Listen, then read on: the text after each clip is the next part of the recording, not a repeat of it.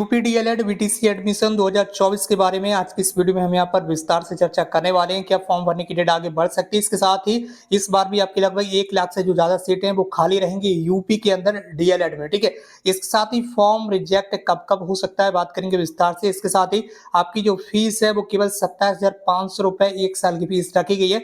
इसमें आपका जो एडमिशन है वो किस तरह से होगा, इन सभी बिंदुओं पर हम यहाँ पर बात करेंगे। ठीक है, तो इसके लिए आपको क्या करना होगा, कैसे कॉन्टेक्ट करना होगा, केवल 27,500 रुपए प्रति वर्ष में आपका जो एडमिशन है वो हो जाएगा। इसके साथ ही अदर स्टेट के जितने भी स्टूडेंट्स हैं उनका एडमिशन कब और कैसे होगा, इसके साथ ही किन स्टूडेंट्स का जो एडमिशन है वो डीएलएड में नहीं हो पाएगा, इसके बारे में भी हम यहाँ पर विस्तार से चर्चा करने वाले हैं। तो चलिए दोस्तों, आज की इस वीडियो को स्टार्ट करते हैं। अगर आप चैनल पर नए हैं तो चैनल को सब्सक्राइब करके बेल आइकन जरूर प्रेस कर लीजिए और इस वीडियो को अपने अदर फ्रेंड्स के साथ भी शेयर कर दीजिए। तो चलिए दोस्तों, सबसे पहले तो हम यहाँ पर बात कर लेते हैं उन स्टूडेंट्स के बारे में जो केवल 27,500 रुपए में अपनी जो सीट है वो बुक करना चाहते हैं। ठीक है, केवल फीस 1 साल की जो है, 1 साल 1 ईयर की जो फीस आपकी रखी गई है वो केवल 27,500 रुपए प्रति वर्ष रखी गई है। ठीक है, आपका जो फॉर्म है वो फिल किया हुआ रहना चाहिए। यूपी डीएलएड 2024 का जो रजिस्ट्रेशन ऑनलाइन चल रहा है, रजिस्ट्रेशन करने के बाद ही कॉल करें। ठीक है, रजिस्ट्रेशन अगर आपने कर लिया है उसके बाद ही आप हमसे कांटेक्ट करें, क्योंकि बिना रजिस्ट्रेशन के आपका जो एडमिशन है वो कंफर्म नहीं होगा। ठीक है,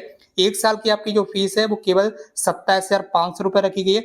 इसी में आपकी एग्जाम फॉर्म की फीस भी होगी। ठीक है, एग्जाम फॉर्म की फीस भी इसी में होगी, प्रैक्टिकल की भी फीस आपकी इसी में है। ठीक है, काउंसलिंग में जो 10,000 रुपए रहेंगे वो फीस भी आपकी सारी फीस इसी में इंक्लूड रहने वाली, आपको अलग से कोई भी चार्ज जो है वो नहीं देना होगा।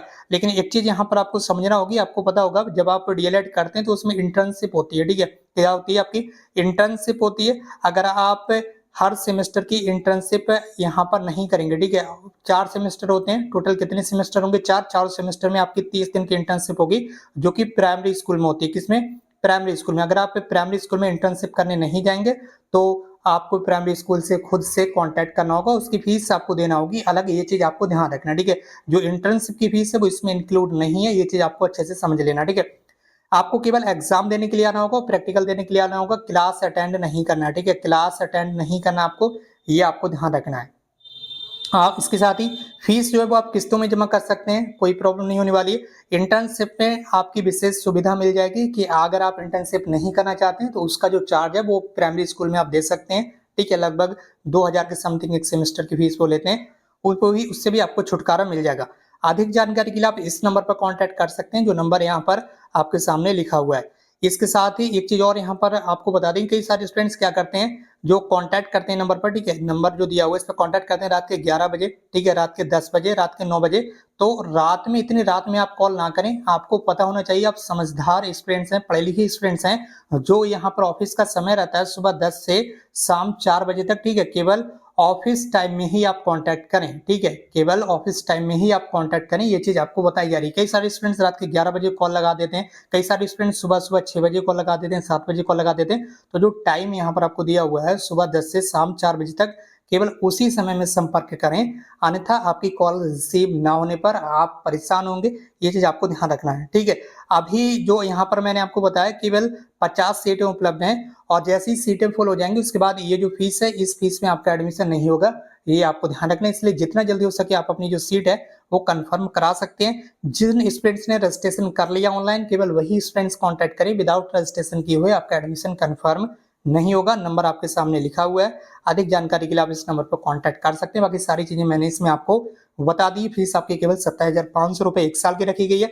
सभी तरह का कॉलेज का चार्ज इसमें इंक्लूड है, लेकिन इंटर्नशिप का चार्ज इसमें इंक्लूड नहीं है, क्योंकि इंटर्नशिप आपके ऊपर डिपेंड करता है। अगर आप स्कूल में जाएंगे तो कोई प्रॉब्लम नहीं होगी, आपको फीस नहीं देना होगी इंटर्नशिप की। अगर आप इंटर्नशिप करने नहीं जाएंगे तो वो आपसे प्राइमरी स्कूल वाली जो फीस है वो लेंगे। ठीक है, प्राइमरी स्कूल के जो भी टीचर रहेंगे वो।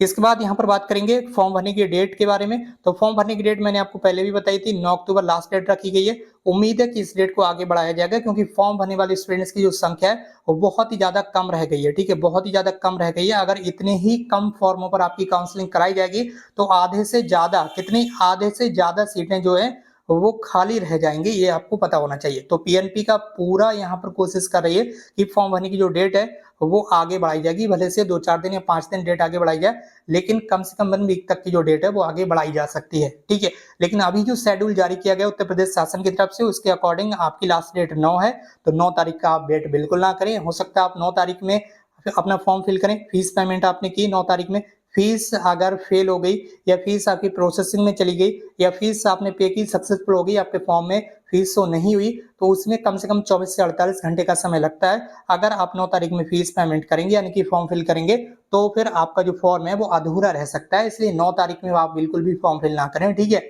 आप आज या कल में ही अपना फॉर्म फिल कर लें, यानी कि 7 या 8 तारीख तक, ठीक है। 8 तारीख में भी बहुत ही ज्यादा आपको प्रॉब्लम हो सकती है, वेबसाइट पर जो सर्वर है वो स्लो हो जाएगा, ठीक है, फिर आप परेशान होंगे। इसलिए जितना जल्दी हो सके आप आज ही अपना फॉर्म फिल कर लीजिए। वैसे तो हम 18 सितंबर से आपको लगातार बता रहे हैं कि अपना फॉर्म फिल कर लीजिए, लेकिन कुछ महाअनुभव जो लोग हैं वो अपना फॉर्म फिल नहीं किए होंगे। आप फॉर्म फिल करेंगे फिर वो बाद में चीखेंगे, चिल्लाएंगे, कोई कुछ नहीं कर पाएगा, ये आपको ध्यान रखना है। आप किसी भी हेल्पलाइन नंबर पर कॉन्टैक्ट करेंगे, कोई भी आपकी मदद नहीं कर पाएगा, ठीक है, फॉर्म फिल करने के संबंध में।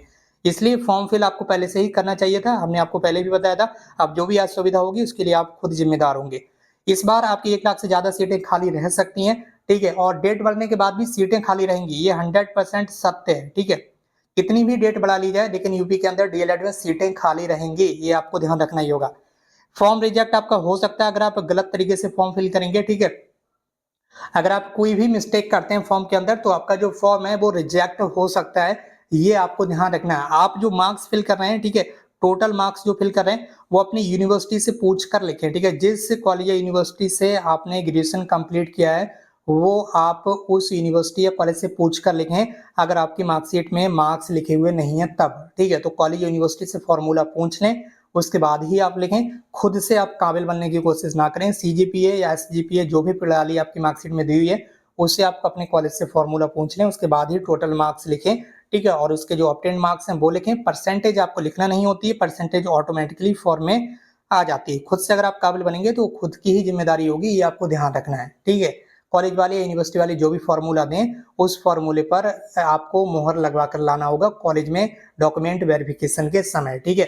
उसे जो फॉर्मूला दे रहे हैं लिखित रूप में लें। कॉलेज यूनिवर्सिटी से जो भी फॉर्मूला आपको दिया जा रहा है उसे आप लिखित रिटन में लें, रिटन में, ठीक है। ये भी आपको बस समझाया जा रहा है, ठीक है। नहीं तो डायरेक्ट कॉलेजेस में आपको काफी प्रॉब्लम होगी, जो गवर्नमेंट कॉलेज है वहां पर आपको प्रॉब्लम होगी, ये चीज आपको बताई जा रही है, ठीक है। मैं अभी बता रहा हूँ, बाद में आप सीखेंगे, ठीक। फीस के बारे में भी मैंने आपको बता दिया, इसके बारे में बात हो चुकी है, ठीक है, वीडियो के स्टार्टिंग में। अदर स्टेट की स्टूडेंट्स की जो काउंसलिंग है वो 20 नवंबर से होगी, यानी कि सेकेंड फेज में होगी, ठीक है। अगर फॉर्म भरने की लास्ट डेट नहीं बढ़ती है और शेड्यूल चेंज नहीं होता है तो अभी जो शेड्यूल जारी किया गया है उसके अकॉर्डिंग आपकी जो काउंसलिंग है वो 20 नवंबर से होगी। अगर आप गवर्नमेंट यानी कि डायरेक्ट कॉलेजेस में एडमिशन लेना चाहते हैं तो उसके लिए आपको काउंसलिंग कराना ही होगी, लेकिन अगर आप प्राइवेट कॉलेज में एडमिशन लेना चाहते हैं तो उसके लिए अभी आप हमसे कांटेक्ट कर सकते हैं। कांटेक्ट नंबर अभी आपको वीडियो की स्टार्टिंग में बताया गया था। और किन छात्रों का एडमिशन नहीं होगा? ऐसे छात्र, ठीक है, ऐसे छात्र जिनकी एज 18 से कम होगी, ठीक है, उनका एडमिशन नहीं होगा।